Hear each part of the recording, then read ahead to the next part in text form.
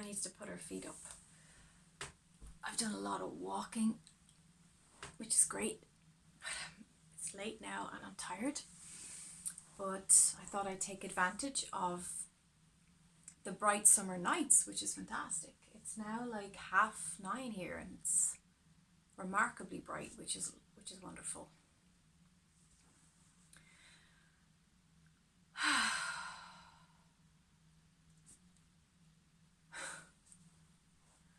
May has been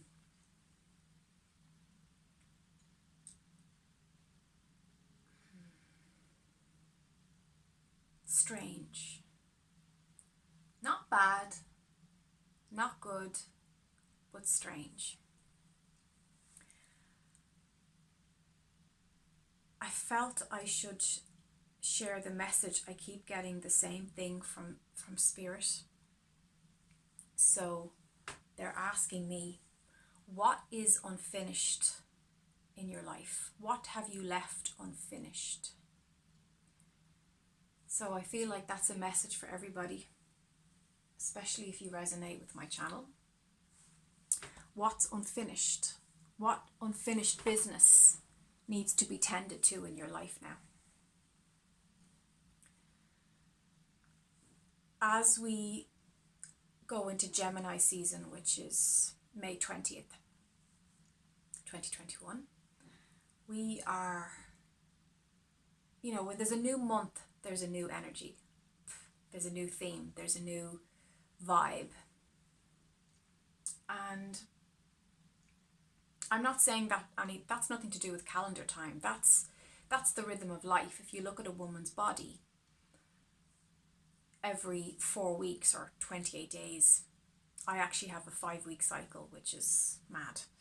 And I'm glad I do, because it gives me more time between my period, which is great. But there's roughly a monthly cycle to a woman's body, to the moon, to the lunar cycle. So this is nature. This is the physics of life. So there is a renewal of energy. There's a shift of consciousness when we go into a new month. And I feel in order for the rest of the year to go smoothly and for eclipse season to be as peaceful as you can make it, because let's be honest, eclipse season is often a ratchet, okay? It's good if you can tend to the lessons as they come up. So anything that's a loose end, anything that's incomplete in your life, you're going to find it coming back around. And I've just realised, I didn't even connect the dots, I've literally just put this together now. I think, there's a Mercury retrograde coming up. I think it's in June. I'm not an astrologer, but I do know there's a Mercury retrograde coming up. And Mercury retrogrades, as we know, is all about redoing, reevaluating, reflecting, going back into the past and tidying things up. What hasn't been complete needs to be finished. So it's about returning, it's reflection, redoing. So that's why they say in a Mercury retrograde it's not great to move house, because you'll often have to redo that and move again. Or they often say don't start a new job. I mean, obviously I'd say I'm not a fatalist about astrology. I like astrology and I take I use it to help me maybe tune into the moon and the energies and things like that, but I certainly don't I wouldn't let it run my life, okay? But it does help us to work with the current energies a little bit better. So my work is not, I don't base what I do on astrology, because as I said, I'm not an astrologer. I haven't studied astrology. My work is intuitive. My work is collective consciousness. It's channeling. It's shamanic. It's a healer. So that's, I'm a counselor. That's my role. But as I said, it can be helpful to be aware of upcoming planetary movements and such. So yeah, what else was there? So there's, yeah, anything that's not complete, that's not finished, we're going to be invited to complete it now.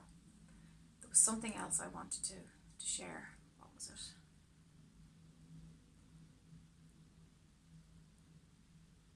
Yes.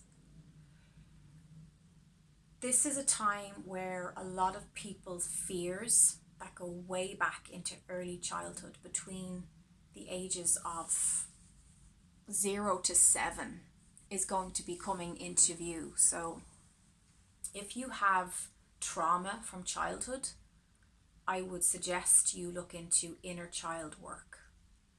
Inner child work has been the most profound, powerful work I've ever engaged with my clients.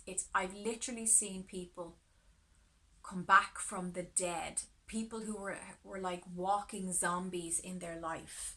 I've literally seen them, like Lazarus, almost transform into new people when they healed their inner child, when they actually looked deep into that inner child wound. Another issue that's going to be addressed right now is the trauma bond. This is all just coming in now. Once I open that gateway, it can, it's like, it just keeps coming. The trauma bond. So some people have a bond with another person. It can be romantic. It might be a best friend. It might be a family member. It could be a parent. It could be a brother or sister. But it's not a healthy bond. The bond is based on mirroring trauma in each other's energy field. So if you're walking around with this big wound from your childhood, and it's got one particular theme, and then you meet somebody who has a very similar theme or has a complementary theme, you'll often be attracted to each other. You'll often magnetize to each other because that trauma seems familiar. That trauma seems like it seems like it's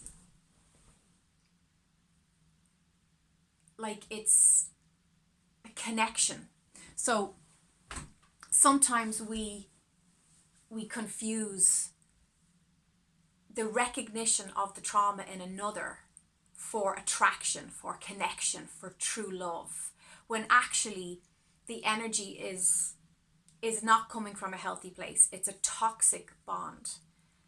We often have trauma bonds with karmic relationships. So a karmic relationship is where you and this other soul play out your karma. You hurt each other in different incarnations, different lifetimes and different timelines. And so when you see each other, you recognize each other. Oh, there's that person, there's that soul that I agreed to cross paths with again, to bash this out or to heal it once and for all. So there is this magnetic attraction.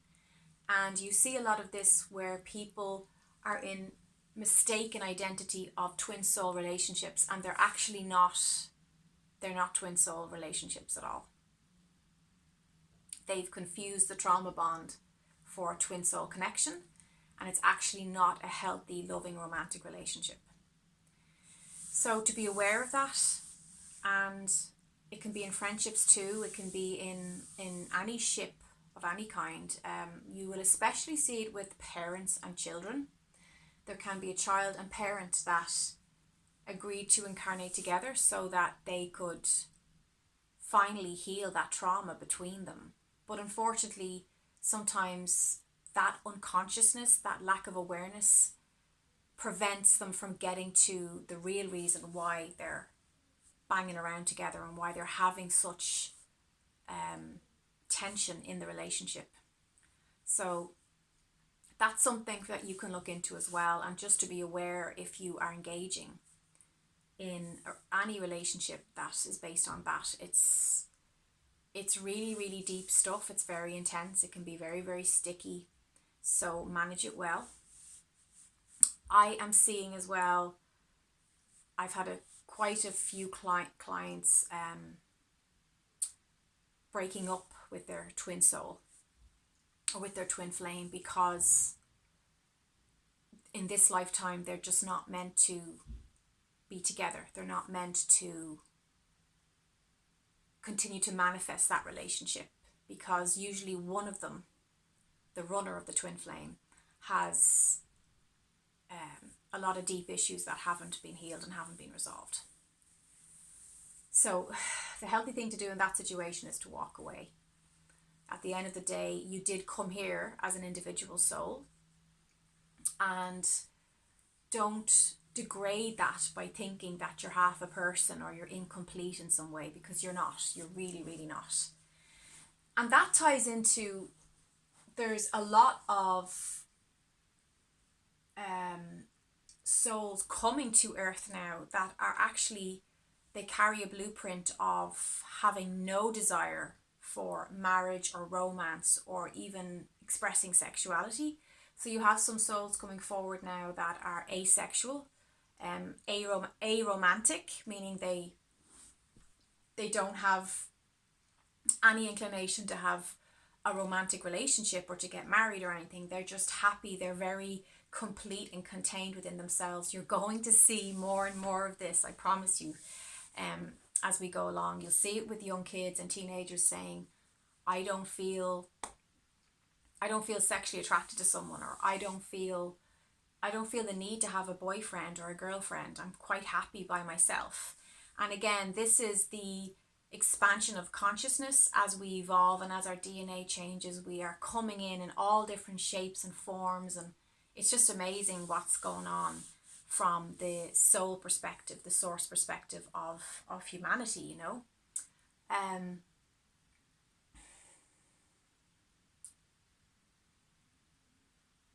Oh yeah, there's a big lesson at the moment about addressing your issue of being the good girl, being the good boy. So if you were always the good girl, the good boy in school with your family, and you always did what you were told and you always followed the rules, and or at least if you didn't follow the rules, you did your best to step aside and not to ever hurt anyone or interfere with anyone, or you were always trying to keep the peace, right? You're going to find that much more hard to do as the year progresses, because authenticity is the order of the day. We're being asked to be our authentic selves. We're being shown that when we are authentic and genuine, our lives are smoother. The doors open, opportunities come in. We attract the right job, the right partner, the right friendships. Authenticity is so powerful. It's magnetic. It's when you are completely you're like a magnet. You literally draw in and you radiate out just such purity, such powerful attraction. It's very attractive in a very natural and organic way, and it's effortless, because when you're in a job that you love, you don't feel like you're getting up and having to push yourself into your job. You feel inspired. Like when I'm going in to work with the lads in rehabilitation, I never feel, oh, I don't want to go into work today. I jump out of the bed, because I love going in. I love seeing everybody. I love working with people. The people in there are wonderful. I feel like divinely synchronized to be in the right place at the right time. And it's the same with moving forward. Anything that's not in alignment with your true self, and I'm talking all parts of the self, so you're going to start seeing parts of you surfacing that might shock you, because in the past, from childhood or from some time in your life, maybe in your teenage years, you had to shut that down. You had to close it off. You had to box it up and wrap it in tape and put it under the bed, because it was just, it felt like too big,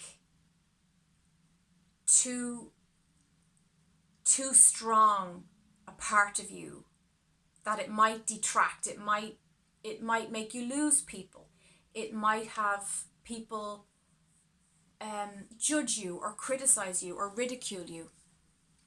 And this ties into that whole good girl syndrome, good boy syndrome. So some people want to get the vax, the jab, some people don't. And the people who don't may have to challenge that good girl, because they're going to probably get a backlash from some people in their family or friends or whatever. So this is an opportunity to be authentic and to say, well, that's a personal thing, it's a private thing, and it's my business what I choose to put into my body. So there will be a discomfort, that's what I'm feeling. It's not that the next few weeks are going to be terrible, but there's going to be a discomfort level if any part of you is out of alignment with what you're saying, how you're acting, how you're showing up in your life. So for some people, it's going to be very challenging to be able to stand up to their family or their boss and say, well, no, I'm not going to get that. I don't want to have that situation, or I don't want to do that, or I don't want to put that in my body because it doesn't sit right in my intuition. What I will say is everybody has the right to do what's right for them. I respect everybody's choice, whatever that is, and I expect my choice to be respected equally. It's got to be an equal exchange of respect. That's very important. So you might be uncomfortable with having to say that out loud, or maybe you feel you shouldn't even have to, because at the end of the day, that's a personal question,